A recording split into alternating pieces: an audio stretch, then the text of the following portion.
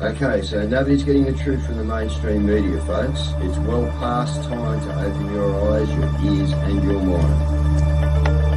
Do your own research because something isn't right here. And if you can't see that, you are not paying attention, folks. It's the opportunity to forge for ourselves and for future generations a new world order.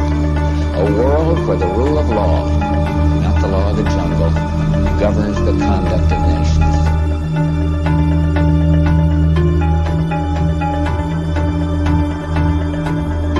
So let's look at each one of these and see how we can get this down to zero.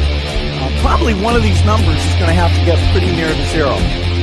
Now that's back from high school algebra, but let's take a look. First we've got population. The world today has 6.8 billion people. That's headed up to about 9 billion.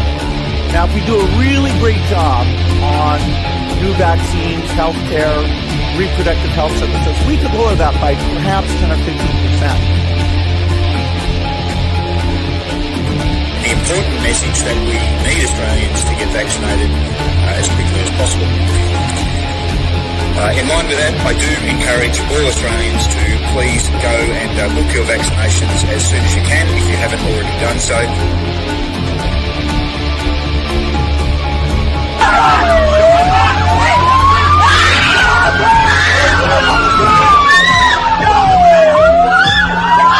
Emma, get away!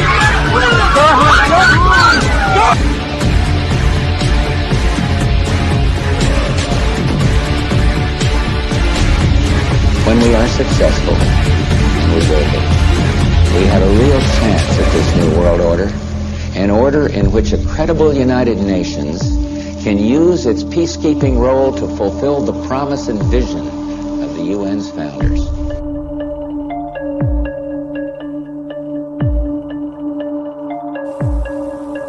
Okay, we need to stand up against this tyranny, folks. Stop giving away your freedoms and liberties because the more you give up, the more these people will take until you have absolutely nothing left. That's their agenda.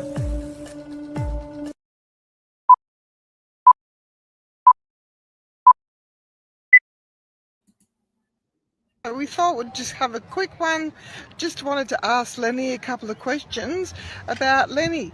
We were talking earlier about the 5 most important days of Australia that all Australians need to be aware of.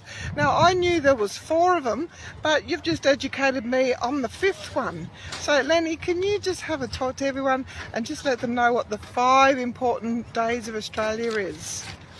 Yeah, well, they're coming up within the next 6 months, all 5 really important days. And I think we need to get these out to people because any nation that doesn't remember its history will have a new history written for it, Liz. So exactly, 1984. Yeah, rewrite of history. Yeah. So we've got to get them out, and I've listed them. The first one would be Remembrance Day, November the 11th. The next one would be December the 3rd, which is a date that a lot of people don't think much about yet, but it is very important. It always was very important, but it's been forgotten about. That is December the 3rd, Eureka Day. That's when the Eureka Stockade was that happened in Ballarat. Yep. That was the big battle, very definitive in Australia's history of democracy and freedom that started it off. So it's very important, Eureka Day, Battle of the Eureka Stockade. The next one I would say would be Federation Day. In my opinion, this is pretty well close to being the most important of all, but I'll put it on the same level as Anzac Day and Australia Day. But Federation Day was the day the nation was actually given royal assent and assent by the Australian people as a new nation. That was January the 1st, Federation Day. It was 1901, wasn't it? Yeah, 1901. And then we move on to Anzac Day. No, Australia Day. Yeah, Australia Day, I've forgotten that. That's the 26th of January. 26th of January, Australia Day, very important day. It was, although Australia was not called Australia then, the word Australia didn't exist back then, but that was when the first permanent inhabitant, Is that the first fleet? the first When the fleet, first fleet came to first New town South came into Wales? existence, first permanent settlers from Europe. So I think you could call them the first Australia. I think that'd be legitimate.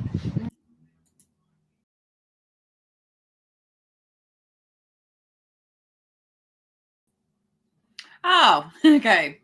Few problems there. All right, so guys, it's me. I'm flying solo tonight, and as you can see, we have a special guest, Elizabeth Stewart, knocking it out of the park in Melbourne again on last Saturday or Sunday, I think it was. What a great idea! And I'll just bring her in now. Elizabeth, I didn't even think about those dates. That's awesome. I know. Leni is a wealth of knowledge with all these history facts. And of course, it's I didn't even know or think of Eureka Day as a very important day for Australia.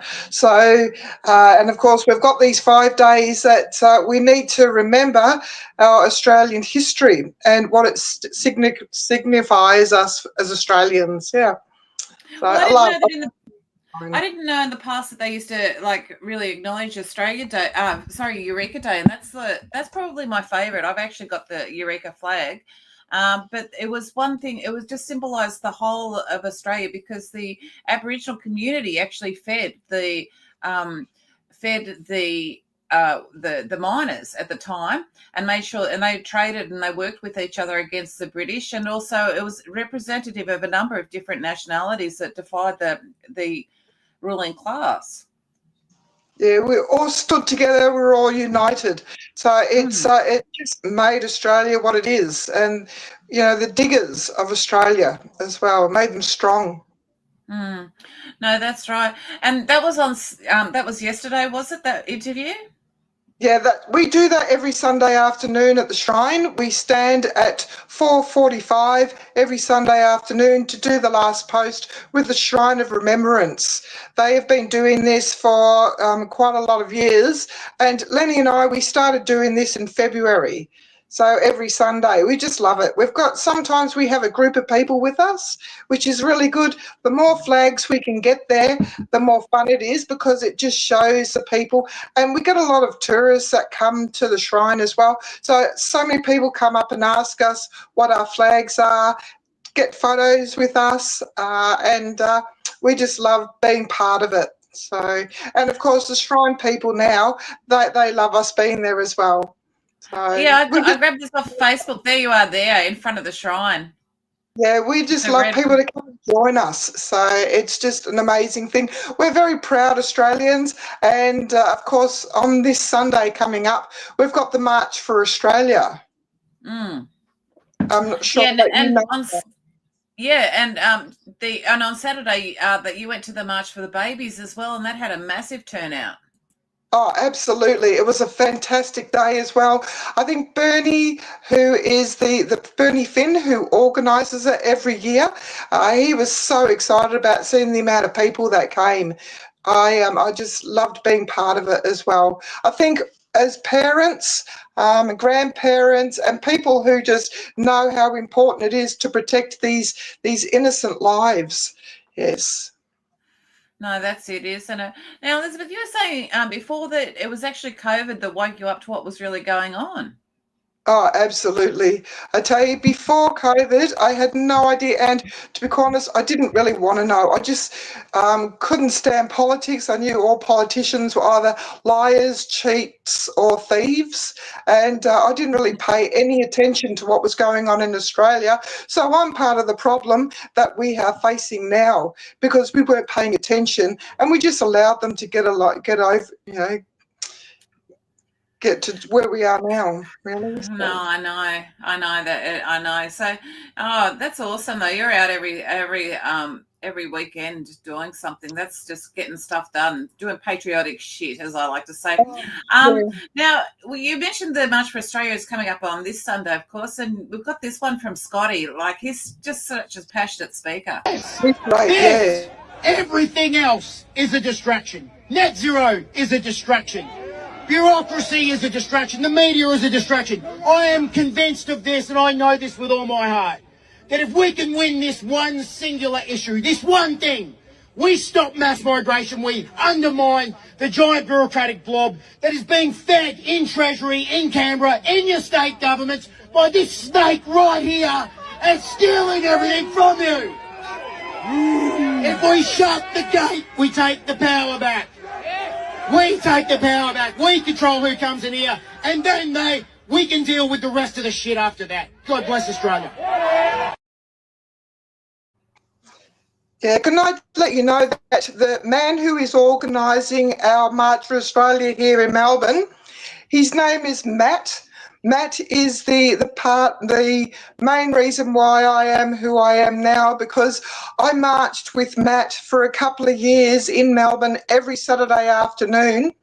Matt is a wealth of knowledge and he's a passionate Australian, and I learned so much from Matt. He is the organiser of the March for Australia here in Melbourne.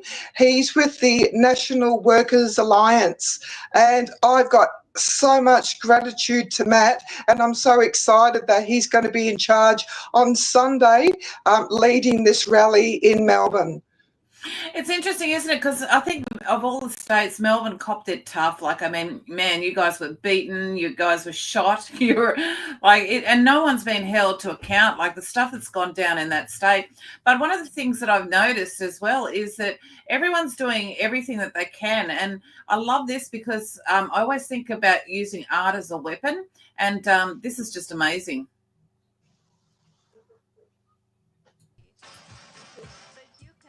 To the birds and bees. I want money. Isn't that brilliant? Yeah, well, we've had our premiers here in Melbourne, and, you know, there's so many people that I've spoken to who actually thought Dan Andrews did a great job. And I cannot believe, you know, how that man ever got in after the election a couple of years ago. You know, and of course, Pinta Allen, she's even worse. So we've just got to stand up to these people. Absolutely. Well, that's it. And of course, tonight, Expose the Canberra crew did their last call at the Governor General's on yesterday, I think it was. We've got them taking us out thanks to a cut by Lily. But the Expose the 28 crew, they put in like well over 1,000 days. And what's interesting is the cracks seem to be sort of breaking in one way. Like, we've got Glenn Fisher, who was with the Canberra crew for a bit as well. Yeah. Channel 7, the documentary that I did 3 years ago, The Rise and Fall of King's Cross, which is the story of how King's Cross rose to prominence and how it faded, is this Sunday and the Sunday after on Channel 7. Also, my book has just dropped on audio on most platforms, and tomorrow I'll be heading to Melbourne. So it's all happening, guys. Keep your eye out. I am going to get some footage sent to me by Channel 7 so I can post it on my socials, so stay tuned. It'll be interesting to see whether they sanitize that or whether they actually like do it as he shot it. But it's like the rise and fall of King's Cross. It's a horrendous story. Oh, 100%. Like, I'm part of the Governor's Gates here in Melbourne as well. There's been some amazing people standing there since 2020 at the Melbourne Governor's Gates. Trish and Robin and Jenny, myself and Lee, we stand there every Saturday morning at 10:30. And of course, we call out the Governor, and we also talk about the Exposure 28 as well, about the Senator Bill Heffernan list of 28 names. So we're very passionate about speaking to Margaret Gardner, who's there in Melbourne. Now, one of the things that's trending at the moment is John Adams. And I don't know if you're aware of this, but John Adams was given, there was a show that was on the ABC in 1975 with regards to people that were actually having sexual relationships with kids as young as 3. And they were just discussing it casually, and ABC thought that that'd be really good content, and so they put it out there. Now he has got a copy of it, and he's tried to release it, and they've stopped him. Well, he was going to release the audio of it today at 5:00, and lo and behold, what do we have here? But we have YouTube basically decided to pull this one on him. And then he's posted an hour later that the lawyers for the ABC are threatening to financially bankrupt him.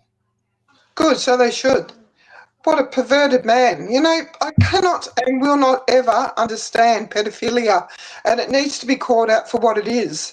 And Exposure 28 was always a great way of getting the ball rolling, because you and me, Caz, know it's more than 28. It's probably 2,800,000 of high-profile pedophiles. It's just unbelievable. No, it's very concerning, isn't it? Very concerning, especially with the amount of, and it keeps coming up too. What I found is, well, when we cover it, we're finding them in the judiciary. Also, we're finding them in the with the police. We're just getting every day. There seems to be a new report of it. There, we've just got to keep shining light on it. That's all we need to do, because the truth will always come out. 100%. Well, that's it, isn't it? One of the other things that we've been covering a lot as well is that the decline of what's going on. You've got this headline here, which is, so Dandenong manufacturers hit with a 205K land tax hit. Ah, yeah. And that's our government as well. It is. And Nicola Charles is reporting that a police officer has told her Australians must oppose digital ID. They own me. They have my fingerprints. So the digital ID is being met with a lot of resistance, especially around the world, because it seems to be a trend within the Western nations. You have this here from Keir Starmer. Here in India, I think it's 1 billion people have digital ID. It's been taken up on a voluntary basis in huge numbers, not least because it means that you can access your own money, make payments so much more easily than is available with others. So I think now we need to go out and make that case of the huge benefits that this will bring. There needs to be a national debate about it, and I think that the more people see the benefits that come with this, the more, as has happened in other countries, people say that will make my life easier, and therefore I want to get on with it. Well, India have to comply, don't they? It's like Vietnam, Thailand. Yeah, have you heard about what's happening in Vietnam and Thailand at the moment? Yeah, all their bank accounts have been frozen or just totally disappeared. It's China as well. Yeah. Yes. No, of course, it's just outrageous what's going on. And on top of that, what they've decided that you're not allowed to sip while you're driving. So, it seems to be the Lozzie Bees basically put this out. It's just the regulations from October the 10th. It's punishable to eat, drink, or vape. Carry, I'll probably end up being smoking as well. And apparently it's $1,500 if you sip. So you're supposed to remain hydrated while you drive. Okay, because you dehydrate. But no, they've decided that they're going to nanny state us. Oh, it's all about control. Yeah, they just want to control us. You've seen 1984, haven't you? The movie? Yeah, well, I read the book, yeah. I read the book at school, and I actually argued at the time that it had no relevance or bearing, and I argued that there were a lot of stuff that was unforeseen. What I didn't realise, though, is that it wasn't 1984. It was more like 2024. That's when he was just off on his timing. 2 plus 2 does not equal 5, and it never will, and no one can convince me that it will. So, No, that's it. All right. So where's the now we're having a lot of wins in some respects. Now, one of the wins that we just had a win on today. So this is Chalmers, and he was going to take 40% of superannuation. Well, there's been pushback on that, and it looks like that superannuation theft, and I will call it theft because it's what I believe it is going to be, well, maybe shelved at the moment. good. Yeah, I reckon we should all get their pay packets. All the politicians should take a pay cut. Yeah, and given to the people. And of course, there's a lot of news that's not very good coming out of Victoria, especially in relation to the economic downturn. And here's this, we've got another newbie. I'm loving this, Elizabeth, because there's every time I go to any of the socials, there's a newbie. So here's another one. When you hear the government brag about job creation in Victoria, remember this. 9 out of 10 jobs created in Victoria are in the public sector or government-funded industries. That means taxpayer money is virtually funding all job creation in Victoria. Meanwhile, job creation in the private sector has virtually dried up. In fact, there was no job creation in 2024.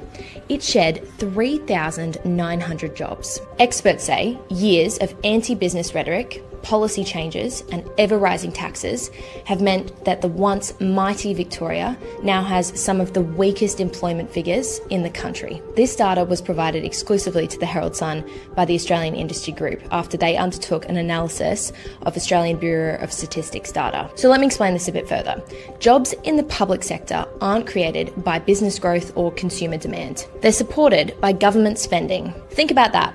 Your taxes are paying these wages. Plus, when the government is the state's biggest employer, it means talent is drawn away from our private sector. Our small businesses in Victoria, of which many are already struggling to keep their head above water. So when you hear the government brag about job creation in Victoria, remember this. Are you really looking at a healthy economy, or is this a warning sign that we can't ignore?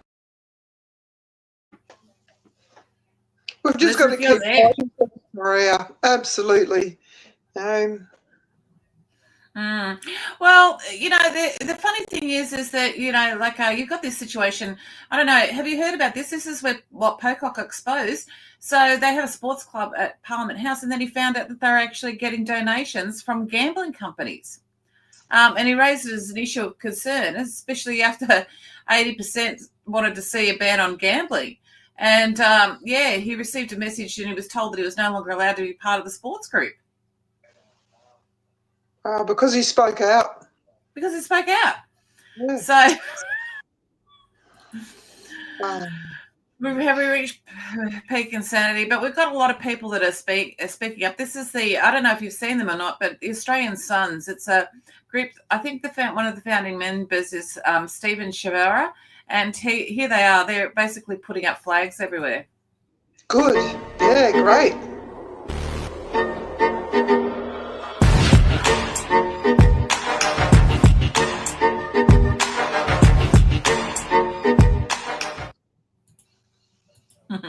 What a great idea. Well, I've always got my flag with me on the weekends, on Sunday. So, yeah, Lenny and I love our flags. Well, that's good. I mean, yeah, like we're in a spot of bother, but when we push back, we always win. When we stand up and we push back, we seem to win an awful lot. Now you've got Lydia Thorpe, and somebody actually called her Lydia Thorpe. So have a listen to this. Stand with you every day, and we will fight every day, and we will turn up every day. And if I have to burn down Parliament House to make a point, I am not there to make friends. I am there to get justice for our people. Yeah, we get to see them every Sunday because that's when they do their rally in Melbourne. So we call them the Tea Towel Brigade, and they're always walking around with their tea towels on. And, you know, a lot of them just ignore us, which is good. We sometimes get mouthful from them, but I just say we don't engage with the enemy, so we just, walk past them.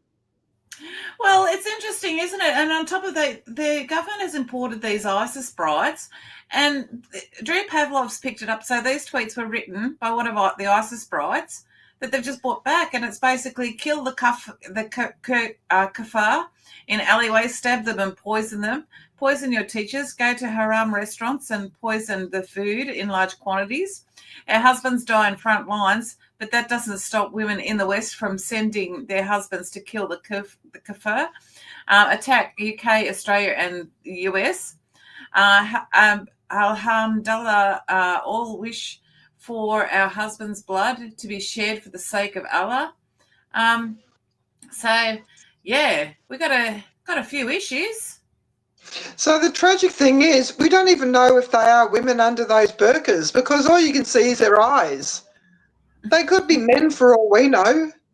Well, yeah, exactly. It's a perfect, it's perfect camouflage in a lot of ways. Scotty had this to say on Australia at the moment. Threatens to burn down Parliament House, and the Sex Discrimination Commissioner doesn't understand what a biological male is. We've gone from lucky country to lunatic asylum in just a few short years.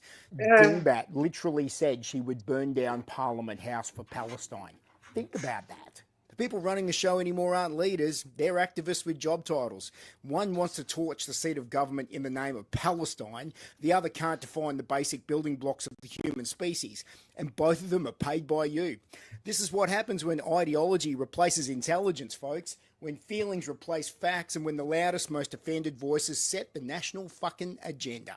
You used to need competence to hold public office, now you just need a megaphone and a victim complex. We've got one half of the government defending people who want to burn it down and the other half confused about what a man is. He's dreaming. It's not governance anymore, people. It's self-parody. While they're busy debating biology and burning symbols, Australians are drowning in rent, taxes and bureaucracy. The country's falling apart. But hey, at least we're inclusive enough to burn it all together.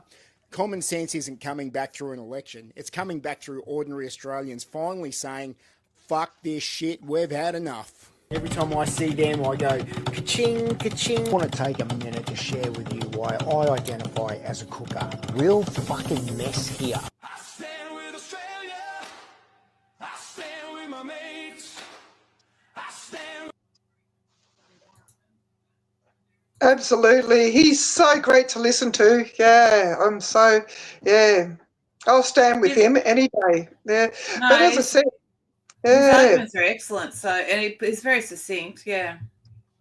Oh, I tell you, Matt, who I marched with for years, he is just as passionate as Scott.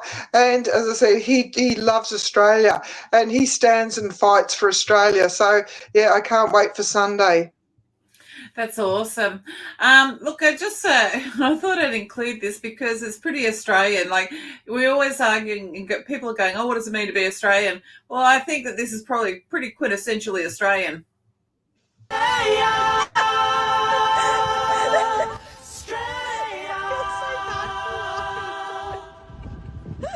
It's a magpie attacking a glider.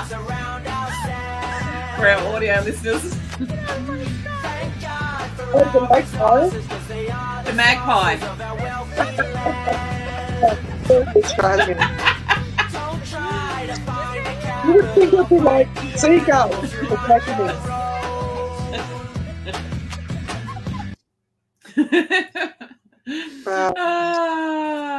Australia. You wouldn't want to live anywhere else, would you? No, that's it. Country, so we all have to stand up and push back and, be proud to be Australians. Just love it. No, that's it. Look, I might put this one in the tab again. Guys, this is awesome. So this is the petition that we've been talking about, which is a motion of no confidence in the Albanese government. It's up to 152,000 signatures. 152,000. That is extraordinary. So we shall put that there. And then what I will do is I'll bring on the flyers because we've got a lot. We've got 2 lots of flyers, guys. Don't forget the digital ID. Remember, the digital ID is a single point of failure, okay? So once you've got everything in there, it's basically a single, makes you very vulnerable. So we have to fight against that. And we also have the flyers for things that are upcoming. So I'll just bring on the first one first. This is an emergency announcement. Do not comply with digital ID. I repeat, do not comply with digital ID.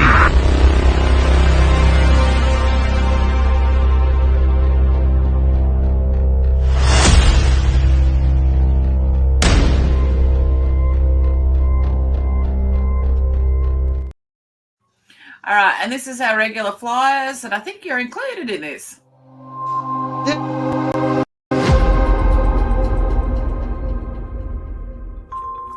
And the Mondays at Maggie's crew is calling for tools down. It's time to stand together. A corrupt and tyrannical government is crushing industries, stripping freedoms and silencing voices. So join us every Monday at the Governor's House in Sydney at 11 a.m. And Stand in the Park, Albury will be hosting a barbecue fundraiser to save tabletop from the Yambler Range Wind Farm.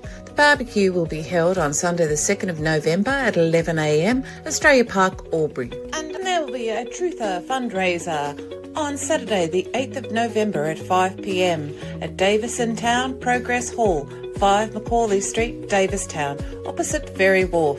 The cost of entry will be $20. And the Converge on Canberra crew is holding a rally for Australia's future. They are standing against social media ban, digital ID, mass immigration, government overreach, Agenda 2030, net zero and to withdraw from the WHO. The rally will be held in Canberra at 12 p.m. on Sunday the 26th of October at Parliament House Lawns. And on Saturday the 22nd of November there is an Abolish Abortion conference. This will be featuring T. Russell Hunter. In Melbourne, gather at the Governor's every Saturday to end the tyranny. 10 a.m. every Saturday at the Governor Gates. And join the Justice of the People in Melbourne every Sunday at 4:30 p.m. for a remembrance at the Shrine of Remembrance. And the Too Much for Australia events that are free of NSN will be one in Wodonga at Lesstone Park on Sunday the 19th of October at 12 p.m. and the one in Brisbane at Roma Street, Parkland, 12 p.m. And the Vax Bus is at it again with the Vaccine Injury Bus Tour. The dates will be 10th of November, Wollongong, 11th of November, Kiama, 12th of November, Nowra, 13th of November, Ulladulla, 14th of November, Narooma, 15th of November, Merimbula, 16th of November, Yass, 17th of November, Goulburn, and 18th of November, Bowral. And there is a court call-out for court support for Rocco versus the Tamworth Council on the 23rd of October for non-payment of rates at the James Madison Tower, Sydney. And there is a new campaign to take back the power of Australia by turning off your mains for 47 minutes from 5:47 p.m. to 6:34 p.m. on the 17th of October until the 6th of November. And there will be a mass non-compliance date against the digital ID starting on the 11th of November for 11 days. On the 11th day of the 11th month, cash only or pre-plan, no online purchases and no purchases. And every day there is a daily prayer space held on X. It's at 3 p.m. Melissa 14623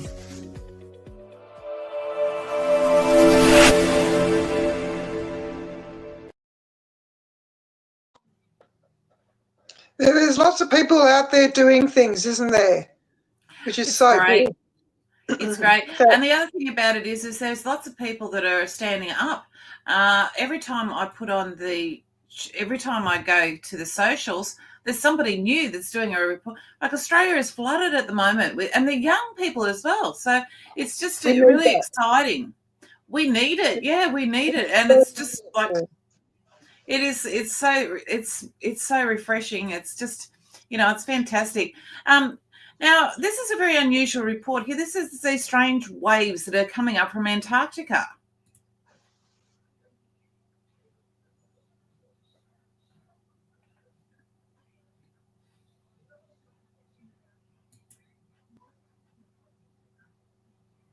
So could that be HARP? Well, I don't know. It looks like, but why is it coming up from Antarctica? So, I didn't pick that up. I was Integrity. He picked that up, so I've just played it. I thought it was very unusual. So, and the other Lots of thing, unusual things, happening. lots of unusual things. Did you see the pyramid laser show? I'll bring that on. This is what we talk about when we talk about Project Bluebeam. Check this out. Right, yes.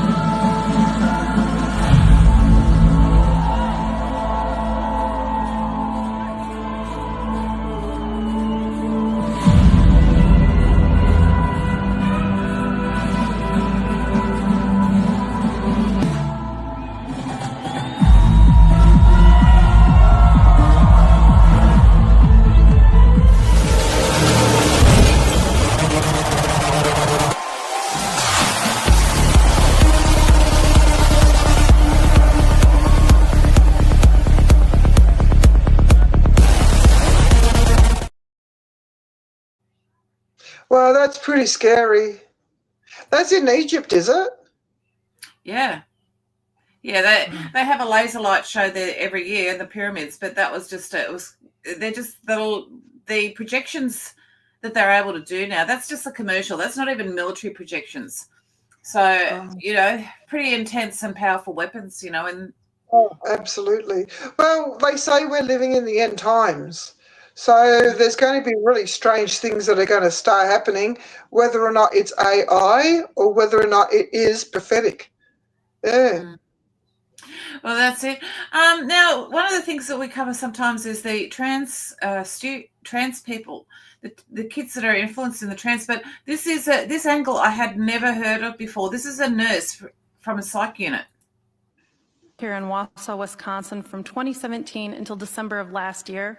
North Central is a taxpayer-funded facility. On the adult unit in 2017, I had a 19-year-old trans-identified female patient who had already had a double mastectomy and who nearly bled out because testosterone caused her ovaries to become polycystic, and then they virtually exploded. On the adult unit in 2018, I had a trans-identified male patient in his 20s who was abused so brutally as a child that he was legally blind and had an IQ of about 70 related to a permanent traumatic brain injury. He was prescribed 4 times the amount of estradiol that oral contraceptive contains, in spite of the fact that he was unable to live independently or maintain employment.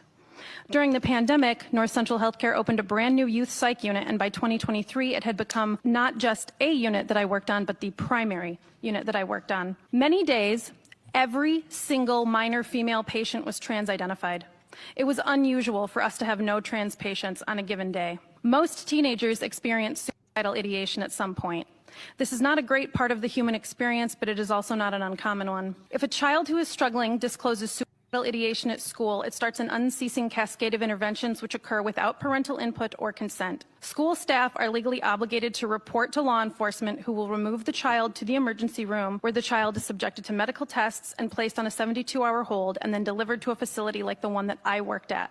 All of this is done without parental consent. Sometimes it is done without any parental contact. The implied threat of suicide is wielded with regard to gender dysphoria in a way that is utterly contrary to the standard, which acknowledges both the suggestibility of people who are actively experiencing suicidal ideation as well as the long-observed phenomenon of suicide clusters, which occur especially often in young people. In other words, they come in, say that they're and we say, gosh, we shouldn't discuss that unless you're trans, in which case we have to do whatever you say. Payer sources are billed fraudulently utilizing misused codes. Medicaid fraud was commonplace. It was openly discussed during rounding. My minor patients, who were as young as 11 years old, would frequently change their names and pronouns. This was always kept a secret from parents. Clinical, educational, medical, and mental health professionals of perceived authority who had already proven that they could override the wishes of the child's parents were now also in the business of hiding things from parents. There is...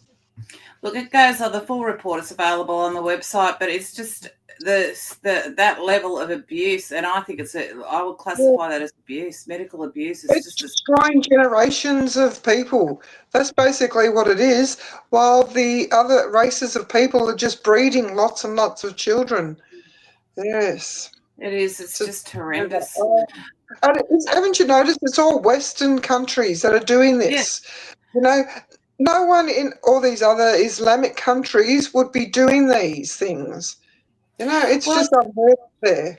It's interesting that you should say that because Khan, we've got this report, Khan's got to deport 300, but he's having a problem doing it. Trying to get the new immigration laws suspended.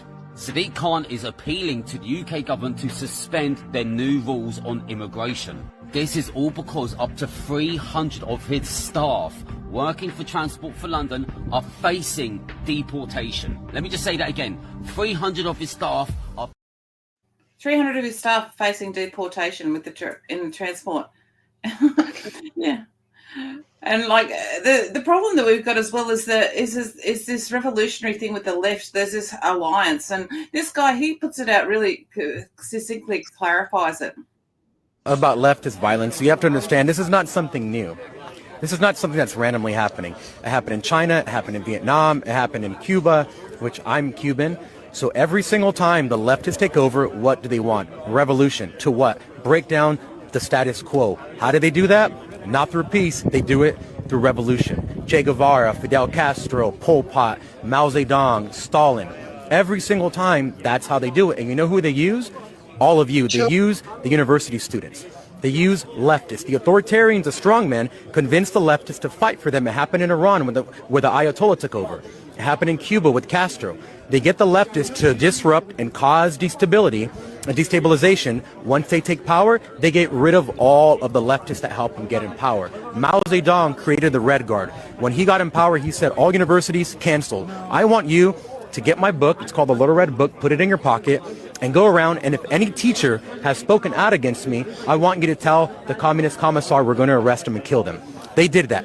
The army didn't step in. They allowed the protesters and the revolutionaries to do what they want. You know what Mao did after he got power? He said, I don't need any more destabilization. He sent them out into the fields to work, and 9 million of them died.